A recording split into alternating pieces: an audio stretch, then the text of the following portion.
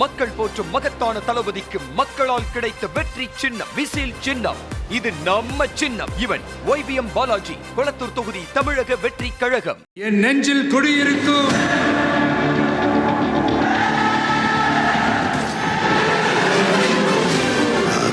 தளபதி.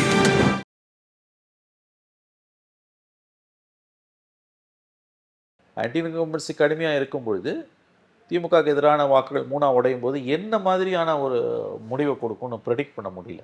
Okay, இல்லை விஜயகாந்தை விட விஜய்க்கான வாக்குகள் கூடன்றதை நம்ம பொதுவெளியில் கணிக்கிறோம். உண்மைங்க, விஜயகாந்தோட விஜய்க்கு பல மடங்கு கூட. விஜய் ஃபேக்டர் ரெண்டு பேரையுமே கதி கலங்க வச்சிருக்கு. ஓகே, போத் ஏடிஎம்கே டிஎம்கே ரெண்டு பேருமே நடுங்கி இருக்காங்க இன்னைக்கு விஜய் ஃபேக்டரில். ஏன்னா ரெண்டு பக்கமும் ஓட்டு உடையுது, தாறுமாறாக உடையுது. டிஎம்கேவை விட ஆஃப்லைட் பார்க்கும்போது ஏடிஎம்கேக்கு தான் சேதாரம் அதிகமாக இருக்குது. இப்போ இருக்கக்கூடிய பிரச்சனை என்னென்னா, எவனாவது ஒருத்தன் ஏதாவது செஞ்சான்னா திமுகவை எதிர்த்தோ இல்லை அண்ணா திமுகவை எதிர்த்தோ, குறிப்பாக அது திமுகவை எதிர்த்து எவனாவது ஒருத்தன் தும்புனான்னா, கொட்டாய் விட்டானா, பின்னால் பிஜேபி இருக்குது, RSS இருக்குது. ரெட்ரோலுக்ஸ் நெஞ்சங்களுக்கு வணக்கம். நான் கார்த்திக். இன்றைய நேர்காணலில் நம்முடைய இணைந்திருப்பவர் மூத்த பத்திரிகையாளர் திரு மணி அவர்கள். அவரிடம் போவதற்கு முன்னாக இந்த வீடியோவை சப்ஸ்கிரைப் பண்ணாதவங்க சப்ஸ்கிரைப் பண்ணிவிட்டு தொடர்ந்து பாருங்கள். வணக்கம் மணி சார். வணக்கம். மாநிலங்களவை தேர்தல் தேதி அறிவிக்கப்பட்டிருக்கு. இந்த தேதி அறிவிக்கப்பட்ட பிறகு என்ன மாதிரியான சூழல் நிலவும்ன்ற ஒரு கேள்வி எழுந்திருக்கு. சட்டசபை தேர்தலுக்கான தேதி அறிவிக்கப்படுவதற்கு முன் மாநிலங்களவைக்கான தேர்தல் தேதி அறிவிக்கப்பட்டிருக்கின்றதை எப்படி பார்க்கலாம்? இதனால் இந்த கட்சிகளுக்குள்ளே என்ன மாதிரியான குழப்பங்கள் இருக்கும், என்னென்ன நெருக்கடிகள் இருக்குது? ஏன்னா இன்னும் தேமுதிக போன்ற கட்சிகள்லாம் இன்னும் கூட்டணி நிலைப்பாடை இன்னும் எடுக்காத நிலையில் இது என்ன மாதிரியான தாக்கத்தை ஏற்படுத்தும் சார்? அதிமுக கூட்டணி என்டிஏ கூட்டணிக்குள் இது நெருக்கடியை உண்டாக்கும் கண்டிப்பாக. ஏன்னா தேமுதிக ஒரு ராஜ்யசபாக்கு சீட்டு கேட்டிருக்காங்க, பாட்டாளி மக்கள் கட்சி ஒரு ராஜ்யசபா சீட்டு கேட்டிருக்காங்க. மொத்தமே அதிமுக 2 சீட்டு தான் ஜெயிக்க முடியும். ஆமாம், 4 சீட்டு டிஎம்கே அலையன்ஸ்க்கு போயிடும். அவங்க அலையன்ஸ்குள்ளே பிரச்சனை இருக்காது, அவங்க 4 டிஎம்கே எடுத்துக்கும், அப்படி தான் எனக்கு தோணுது. ஓகே, இப்போ யாரும் கோரிக்கையும் வைக்கல எங்களுக்கு வேணும்னு. வேற இங்கே அப்படி இல்லை. இந்த இடத்துல தேமுதிக மற்றும் பாமகவுடைய போட்டி நிலவுது. ஒரு சீட்டு தான் அவங்களுக்கு, 2 சீட்டு தான். அதில் ஒன்று ஏடிஎம்கே வேணும்னு எடப்பாடி நினைப்பார். ஓகே, தம்பிதுரையை பண்ணி ஆகணும். தம்பிதுரையை கைவிட முடியாது அவங்க. இன்னொரு சீட்டு தம்பிதுரையை விட்டாங்கன்னா அது பெரிய டிசிஷன், அதுக்கு வாய்ப்பு குறைவு. தம்பிதுரை எப்படியும் போயிடுவார். இன்னொரு சீட்டை இவங்க யார் கொடுக்குறாங்கன்றதான் பாமகவா தேமுதிகவான். எஸ், அது முடிவாயிடும். அப்படி இல்லை இந்த எலெக்ஷன் வேணாம் அவங்களுக்கு, அடுத்த எலெக்ஷனில் கொடுக்கலான்னு தேமுதிகவை அவங்க கன்வின்ஸ் பண்ணணும். அன்புமணிக்கு என்ன அவங்க ஒப்பீனியன் இது கொடுத்தாங்கன்னு தெரியல. ஓகே, +1 கொடுத்தாங்களா அல்லது வெறும் அசம்பிளி மட்டுமானு தெரியல. கரெக்டாக 1 மாதம் இருக்குது. ஜிகே வாசன் சார் வாய்ப்பு இருக்காது. இந்த மாதிரி ஜிகே வாசனுக்கு வாய்ப்பு இருக்காது. கண்டிப்பாக ராஜ்யசபா இருக்காது. ஒன்று பாட்டாளி மக்களுக்கு இவங்க அன்புமணி, தேமுதிக 2 பேரில் யாராவது ஒருத்தருக்கு. அன்புமணியோட இது இப்போ முடிவாக இருக்கிறதால மோஸ்ட்லி அன்புமணிக்கு தான். இந்த முறை அன்புமணியும் தம்பிதுரையும் தான் போவார்கள் என்று நான் நினைக்கிறேன். அது தேமுதிக இன்னும் கன்ஃபார்ம் பண்ணதுனால அப்படி இருக்கா, இல்லை அவங்க நினைச்சாலும் கொடுக்க முடியாது. அன்புமணியை விட்டுட்டு தேமுதிக கொடுக்க முடியாது. அது எப்படி கொடுக்க முடியும் உங்களுக்கு? அது சிக்கல். அது ஏற்கனவே ஒரு அலையன்ஸில் மேடையில் ஏறிட்டார். அதாவது இந்த தேர்தல் ஜூன் மாதம் வந்ததுன்னா அப்போ நிலைமை வேறு. அப்போ எலெக்ஷன் ரிசல்ட் வந்துடும். பெரிய கட்சிகள் சொல்கிறத சின்ன கட்சிகள் கேட்டாகணும் வேறு வழியில். அல்லது யாருக்கும் மெஜாரிட்டி இல்லைனா சின்ன கட்சிகளுக்கு ஒரு ரோல் இருக்கும். இந்த முறை அப்படி கிடையாது. இப்போ உங்களுக்கு இப்போ இருக்க எக்ஸிஸ்டிங் செட்டப் பண்ணும்போது கரெக்டாக மார்ச் 2nd வீக்கில் தான் நமக்கு நோட்டிஃபிகேஷன் வரப்போகுது. மார்ச் 17 உங்களுக்கு அதை நோக்கி நம்ம ஏப்ரல் 2nd வீக்னா மார்ச் 3rd வீக்கில் நமக்கு நாமினேஷன் ஸ்டார்ட் ஆகும், வேட்புமனு தாக்கல் ஸ்டார்ட் ஆகும். அப்படி இருக்கும் பொழுது கரெக்டான நேரத்தில் இது, அதாவது கூட்டணி கட்சிகள் அதிமுக ஏடிஎம்கேக்கு தான் ப்ரெஷர், டிஎம்கே கிடையாது. டிஎம்கேக்குள்ள பிரச்சனையே இல்லை. ஏன்னா அவங்க தெளிவாக இருக்காங்க. அந்த 4 சீட்டு அவங்க திமுகவுக்கு போயிடும். கூட்டணி 1 அவங்க இந்த தடவை கூட சிதம்பரத்துக்கு கொடுப்பாங்கன்றாங்க. எனக்கு ரொம்ப நம்பிக்கை இல்லை. அந்த 4ம் திமுக எடுத்துருன்னு தான் எனக்கு தோணுது. கடந்த முறை கமலஹாசனை கொடுத்தாங்க, இந்த முறை எடுத்துருவாங்க. அவங்க சுத்தமாக அவங்க எடுத்துருவாங்க. திமுகவை வைத்துக்கொள்ளும். அங்கே பெரிய யாருமே கேட்கவும் இல்லை, ராஜ்யசபா வேணும்னு கேட்கவே இல்லை. காங்கிரஸ் அதிகாரத்தில் பங்குறாங்களே விட ராஜ்யசபா பற்றி அவங்க கேட்கவே இல்லை. வேறு எந்த கட்சிகளும் அந்த கோரிக்கை வைக்கவும் இல்லை. வேறு அதிமுகக்குள்ளே தேமுதிக கேட்குது, பாமக கேட்குது. ஆகவே இவங்க 2 பேரும் அவங்க என்ன முடிவு செய்ய போகிறாங்கன்றதை பொறுத்தது. அதிமுகவுக்குள்ளே இது ஒரு சிறிய நெருக்கடியை ஏற்படுத்தலாம். ஏன்னா தேமுதிகவை என்ன பண்ணுறதுன்னு அவங்க முடிவு பண்ணலைன்னா இது சிக்கல் தான். அப்படி இல்லை, அலையன்ஸ் தேமுதிக வந்தாலும் பரவாயில்ல, வராட்டியும் பரவாயில்ல, அன்புமணி தான் முக்கியம் முடிவு பண்ணாங்கன்னா தெளிவாக ஒன்று ஏடிஎம்கே தம்பிதுரையும் இன்னொன்று அன்புமணிக்கும் போயிடும். ஸோ 3rd ஆப்ஷனுக்கு வாய்ப்பே கிடையாது. எப்படி பார்த்தாலும் இது அவங்களுக்கு ஒரு நெருக்கடி தான். இதில் இன்னொரு பக்கம் நம்ம ராமதாஸ் அவர்கள் இன்னும் எந்த முடிவும் எடுக்க முடியாத நிலையில் இருக்காங்க. இன்னும் தொடர்ந்து சட்ட போராட்டங்களை வேறு நடத்திட்டு இருக்கு. இந்த வேளையில் நேற்றைய தினம் ராமதாஸ் அவர்களின் தரப்பிலிருந்து எம்எல்ஏ அருள் அவர்கள் போய் வந்து எடப்பாடியை சந்தித்ததாக சட்டசபையில் சந்தித்ததாகவும் அப்போ கூட்டணியை பற்றி எதுவும் பேச வேண்டாம்னு எடப்பாடி அவர்கள் சொன்னதாகவும் ஒரு பக்கம் செய்திகள் வெளியாகுது. ராமதாஸ் அவர்கள் என்ன மாதிரியான முயற்சியை இப்போ மேற்கொண்டுகிட்டு இருக்காரு தெரியலங்க. உண்மையிலேயே ராமதாஸுக்கு வந்து ஆப்ஷன்ஸ் ரொம்ப குறைவு. ராமதாஸுக்கு சுத்தமாக ஆப்ஷன்ஸ் இல்லை. தேமுதிக 2 ஆப்ஷனுமே இருக்குது. திமுக அதிமுக 2 ஆப்ஷனுமே தேமுதிக இருக்குது. ராமதாஸுக்கு வந்து அன்புமணி இருக்கிறதால ஏடிஎம்கே கண்டிப்பாக போக முடியாது. அன்புமணி அதை ஒப்புக்கொள்ள மாட்டார். அதை கண்டிஷனாக போட்டு தான் அவர் அங்கே போயிருக்கார். திமுக கூட்டணிக்கு வரணும்னா வேசிக்க வெளியில் போயிடுவாங்க. நிச்சயமாக அதை ஸ்டாலின் விரும்ப மாட்டார். எனக்கு தெரிஞ்சு ராமதாஸுக்கு இந்த எலெக்ஷனில் ஆப்ஷன்ஸ் இல்லை. ஒன்று தனியாக நிற்கணும், இல்லை விஜய் ஒப்புக்கொண்டால் அவரோட போகணும், அவ்வளோதான். விஜய் ஒப்புக்கொண்டால் அவரோட போகணும். விஜய் ஒப்புக்கொள்ளலைன்னா இவங்க போக முடியாதுங்க. விஜய் ஒப்புக்கொள்வாரான்றது $1 மில்லியன் கொஸ்டின். இல்லை, எதனால் விஜய் ஒத்துக்கொள்வார்? ராமதாஸ் இது வரைக்கும் அவங்க ஒன்றும் பெருசாக யாரையுமே சேர்த்துக்கல, ஆர்வம் காட்டலையே. அதிகாரத்தில் பங்குன்னு சொல்லியும் யாரும் பெருசாக அவர்கிட்ட போகல. அவரும் இறங்கி வந்து யாரும் ஆள் பிடிக்கிற வேலையிலையும் அவங்க இறங்கவும் இல்லை. இப்போ ராமதாஸ் அப்படி ஒரு ஸ்டாண்ட் எடுக்கிறாருன்னா ராமதாஸும் விஜய் ஒரு மேடையிலலாம் எப்படி இருக்க முடியும்? வாய்ப்பே கிடையாது உங்களுக்கு. இவர் அரசியல் வேறு, அவர் அரசியல் வேறு. ரெண்டாவது, ராமதாஸ் அவருடைய எல்லா விதமான கோரிக்கைகளையும் வந்து விஜய் எல்லாம் நிறைவேற்ற முடியாது. திமுக அல்லது அதிமுக நிறைவேற்றுற மாதிரி நிறைவேற்ற முடியாது. அங்கேயும் ஒரு சிக்கல் வருது. ஸோ ராமதாஸ் அவர்களுக்கு இந்த முறை வாய்ப்புகள் குறைவு தான் எனக்கு தோணுது. ஆனால் இதில் தேமுதிகவுடைய நிலை நம்ம தொடர்ந்து பேசிகிட்டு இருக்கோம். தேமுதிகவுடைய அந்த ஸ்டாண்ட் அப்படின்றது இப்போ மாநிலங்களவை தேர்தல் வரும்போது அவங்களுடைய நெருக்கடி இந்த பக்கம் இருக்குமா, இந்த பக்கம் இருக்குமான்ற ஒரு கேள்வி வருது இல்லையா? இது அதிமுக பக்கம். எனக்கு தெரிஞ்சவங்க அதிமுக பக்கம் தான் சாயிறாங்க. திமுக பெரிய அளவில் கண்டுகொள்ளவில்லைன்றாங்க. ஏன்னா வந்து அவங்க அந்த ராஜ்யசபா சீட்டு கூட இந்த தடவை கிடையாது, அடுத்த தடவைன்னு சொல்கிறாங்கன்றாங்க. இப்போ 2 பேரிடையும் அவங்க பேசுகிறாங்கன்றது தான் தகவல். அவங்க என்ன முடிவு பண்ணுவாங்கன்னு அவங்களுக்கே தெரியுமான்றதே எனக்கு தெரியல இப்போ. ஆகவே அது ரொம்ப வித்தியாசமான ஒரு இஷ்யூ தான்.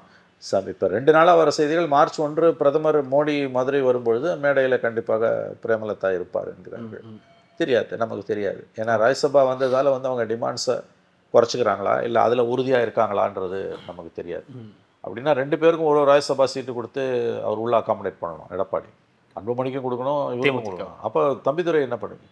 தம்பிதுரைக்கு தான் அவங்க ஃபஸ்ட்டு ப்ரியாரிட்டி இருக்கும். ஏன்னா அது ஏடிஎம்கே ரெப்ரஸன்டேஷன். ஓகே. இல்லை, ஏற்கனவே தேமுதிக கொடுக்கறதாக சொல்லி கொடுக்கலன்னு சொல்லி பிரேமலதா கடந்த முறையெல்லாம் கூட வந்து சொல்லியிருந்தாங்க. இப்போ மீண்டும் அதே மாதிரி ஒரு வாய்ப்பு தான். பேக் டு ஸ்கொயர் ஒன்று தான். அவங்க நான் சொல்லவே இல்லைன்ட்டார் எடப்பாடி. இவங்க சொன்னாங்கன்னாங்க. இப்போ கரெக்டாக இந்த டைமில் வந்து நிற்கிறது அதுதான் அவங்க சொன்னது. என்டிஏக்கு தான் நெருக்கடி. திமுக கூட்டணிக்கு, இந்தியா பிளாக்குக்கு இது நெருக்கடி இல்லை, என்டிஏக்கு தான் இது நெருக்கடி. ஓகே. இதில் நம்ம இந்த 2026 பற்றி தொடர்ந்து பேசுகிறதுனால 2026 இந்த தேர்தல் களம் மீண்டும் ஒரு 2006 மாதிரி வருமான்ற ஒரு கேள்வி தொடர்ந்து இணையத்திலையும் சரி பொதுவெளியிலையும் இருக்குது. தொங்கு சட்டசபை, திமுக எப்படி அப்போ வந்து தொங்கு சட்டசபை இருந்துச்சோ அந்த மாதிரி இப்போ வரதுக்கான வாய்ப்புகள் இருக்கா? அது விஜயால் இது நடக்கும் அப்படின்ற ஒரு பேசுபொருள் தொடர்ந்து இருந்துக்கிட்டே இருக்கு சார்.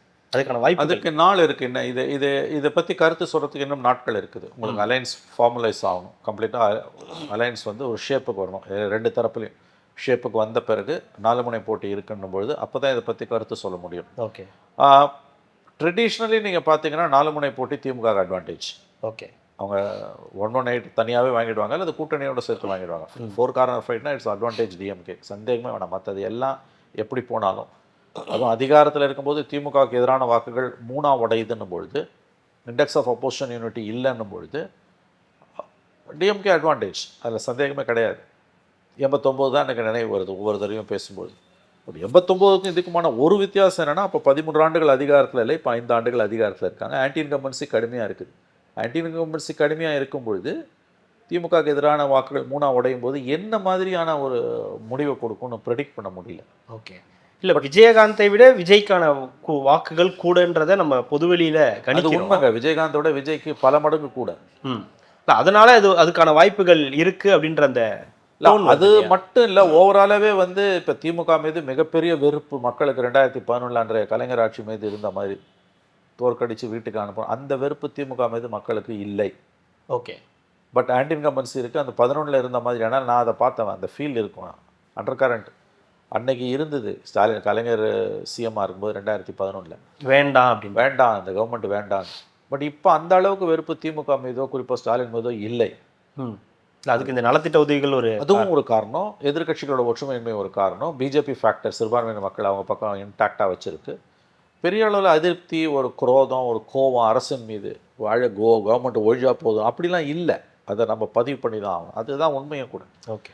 பட் ஸ்டில் உங்களுக்கு வந்து ஒரு ஆன்டி இன்கம்பன்சி இருக்கும் பொழுது 2 முறை மக்கள் திராவிட முன்னேற்ற கழகத்துக்கு 71க்கு பிறகு ஓட்டு போட்டதே இல்லை. அதிமுகன்ற ஒரு கட்சி உதயமான பிறகு. ஓகே. அதுவும் அதிகாரத்தில் இருக்கும்போது 2 முறை அவர்கள் வென்றதாக வரலாறே கிடையாது. அந்த இடத்துல தான் தேர் இஸ் அ கேட்ச். அப்போ அதை ப்ரொடெக்ட் பண்ண முடியல நம்மளால். 4 முனை போட்டியில் திமுக அட்வான்டேஜ் தான் நான் நம்புகிறேன். But for the first time இவங்க அதிகாரத்தில் இருக்கிறதால யாருக்கும் மெஜாரிட்டி இல்லாத தொகு சட்டம் கொண்டரும் கூட அமையலாம், வாய்ப்பு இருக்குது. பட் இது எல்லாமே இப்போ டூ ஏர்லி. குறைஞ்சது 1 மாதமாவது ஆகும். அலையன்ஸ் முதல்ல ஷேப் ஆகணும். நாமினேஷன்ஸ் சீட் ஷேரிங் முடிஞ்சு வேட்புமனு தாக்கல் பண்ணி எல்லாம் பிரச்சாரத்துக்கு போகிறாங்க. அந்த ஸ்டேஜில் தான் ஓரளவு நமக்கு அந்த பல்ஸ் தெரியும். இந்த வேட்பாளர் ஒரு முக்கியமான ஆஸ்பெக்ட். வேறு ஏதாவது டெவலப்மெண்ட் இந்த 1 மந்தில் இருக்கலாம். ஸோ இப்போதைக்கு நம்ம திமுக தோக்கும் அல்லது ஜெயிக்கும் ரெண்டுமே சொல்ல முடியாது. 11 இருந்த மாதிரியான ஒரு கோபம் மக்களுக்கு திமுக மீது இப்போ இல்லைன்றது உண்மை. ஓகே. ஆனால் அதே நேரத்தில் உங்களுக்கு இஷ்யூஸ் நிறையா இருக்கிறதால 2வது முறை வழக்கமாக ஏடிஎம்கேக்கு போட்டிருக்காங்க, திமுக வரலாற்று ரீதியாக போட்டதே கிடையாது. அந்த ட்ரெண்ட் எப்படி உடையுன்ற கேள்வி எழுது. ஓகே. விஜய் ஃபேக்டர் 2 பேரையுமே கதி கலங்க வச்சுருக்கு. ஓகே. போத் ஏடிஎம்கே டிஎம்கே 2 பேருமே நடுங்கி இருக்காங்க இன்றைக்கி விஜய் ஃபேக்டரில். ஏன்னா 2 பக்கமும் ஓட்டு உடையுது, தாறுமாறாக உடையுது. டிஎம்கேவை விட ஆஃப்லைட் பார்க்கும்போது ஏடிஎம்கேக்கு தான் சேதாரம் அதிகமாக இருக்குது. இதில் இன்னொரு பக்கம் நம்ம விஜய் பற்றி பேசும்போது சசிகலா அவர்களும் இப்போது உள்ளார வரத்துக்கான ஒரு வாய்ப்புகள் இருக்குது. அதுவும் அவங்க 24ஆம் தேதி ஒரு கட்சியை அறிவிக்கலாம், இல்லை வேட்பாளர்கள் இந்த தொகுதிக்கு மட்டும் அறிவிக்கலான்ற பேசு பொருளும் தொடர்ந்து இருக்குது. அப்படி அதுவும் ஒரு டேமேஜை ஏற்படுத்தும். அது ஒரு பேக்கெட்ஸில் டேமேஜை ஏற்படுத்தலாம். அந்த கம்யூனிட்டி சார்ந்த பர்டிகுலர் ஏரியாவில் வேணால் பண்ணலாம். அது கூட எந்த அளவு பண்ண முடியும் தெரியல. ஏன்னா டிடிவி இந்த பக்கம் நிற்கிறாரு. இன்னொன்று ஜெனரல் எலெக்ஷன் வரும்போது மக்கள் அப்படி சாதி பார்த்தெல்லாம் ஒன்றும் ஓட்டு போடுறது கிடையாது. பேக்கெட்ஸ் அதில் அவங்க நிற்க முடியாது. ஓகே. Disqualification continuous. 6 வருஷம் டிஸ்குவாலிஃபை. ரிலீஸ் ஆனதுலேருந்து 6 வருஷம். அவங்க ஜனவரி 21, 2021 தான் ரிலீஸ் ஆனாங்க. ஸோ அவங்களுக்கு ஜனவரி 2027 வரைக்கும் சசிகலா கண்டெஸ்ட் பண்ண முடியாது.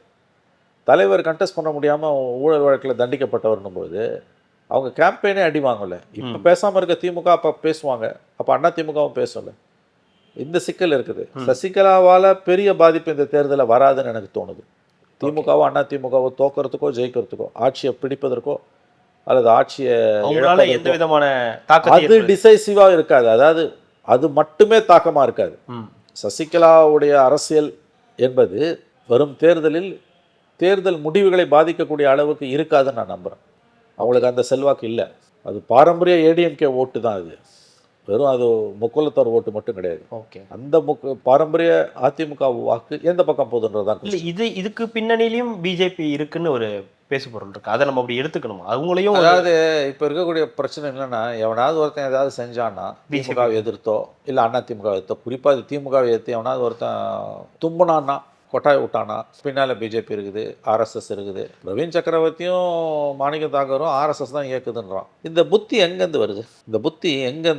எதுவும் யார்கிட்டேருந்து வருது? 4.5 வருஷம் பிஜேபியோட ஒட்டி உறவாடி வளமான இலாக்காக்களை அனுபவத்திடம் இருந்தது வருகிறது. இது பலவீனம். அதாவது இவனை பிஜேபின்றது, அவனை சங்கின்றது, இவன் ஊப்பின்றது, அதையும் சேர்த்து தான் நான் சொல்கிறேன். இவன் 200 ரூபாய் ஊப்பின்றது, இதெல்லாம் அபத்தமான கருத்துக்கள். எப்பொருள் யார் வைக்கணும், பொருள் மெய்ப்பொருள் காண்பது அறிவு. சசிகலாவுக்கு பொலிட்டிக்கல் ஆம்பிஷன் இருக்குங்க. அது பிஜேபி தூண்டி விடணும்னு அவசியமே கிடையாது. அந்த மாதிரி யதார்த்தம் தெரியாமல் பேசிகிட்டு இருக்காங்க. கண்ணுக்கட்டை தூரியவர் எதிரிகளே இல்லைன்னா நான் இருக்கேன்றாங்க. தினமும் அவங்க ஜெயா டிவியில் அதிமுக பொதுச் செயலாளர்ன்றாங்க. இது எங்கே போய் அடிச்சுக்கிறதுன்னு புரியல. இப்போ இதில் கட்சி ஆரம்பிக்கிறாங்கன்றாங்க. பெரிய பாதிப்பு அந்த அம்மாவால் வராது. ADMK vote bank is with Edappadi. அடுத்த செல்வாக்குள்ளவர் டிடிவி, அவரும் ஏடிஎம்கேவோட தான் இருக்கார். அதனால் சசிகலாவால் பெரிய பாதிப்பு அதிமுகவுக்கு நிகழாதுன்னு தான் நான் நம்புகிறேன். தொடர்ந்து பேசலாம். மிக்க மகிழ்ச்சி. நன்றி. என் நெஞ்சில் குடியிருக்கும்